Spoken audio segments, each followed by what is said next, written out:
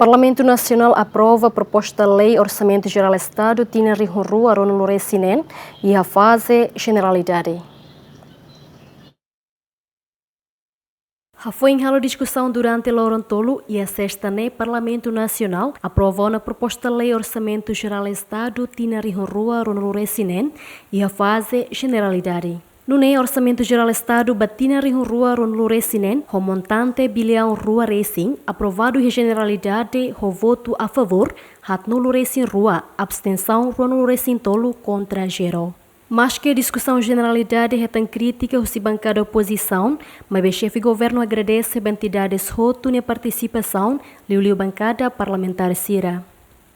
O governo considera a não incapaz, fura, inteligente, não vê mais as bancadas de oposição, há mesmo que aprende, não fazem oito votos de tirania, sabedoria, mas vê como Leona tempo a tu fale hoje foi um ida tuíra de vossa tirania Hanoi, no programa, na visão estratégica, vê a mim aquela busca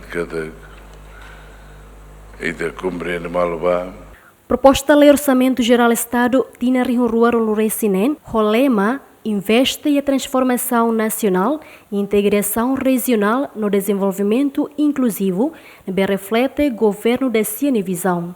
Atualmente em economia nacional, no radia prestação serviço público, para cidadão Sira. Também a proposta de lei Orçamento Jeral Estado tinan o valor dólar americano bilhão rua Resine estabelece baseia a perspectiva macroeconômica na projeção crescimento Sira. Nebe aumenta porcento ponto tolo, baía produto interno bruto e a tinan rua no Resin no porcento ponto lima e a tinan rua no Resin lima no rua no Resinen. Nebe impulsiona o consumo humacain no execução investimento público nebe dia clio.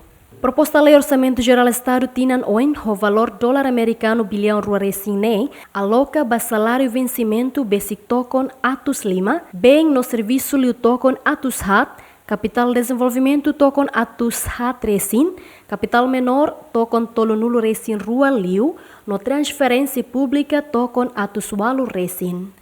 Equipa cobertura, GMN.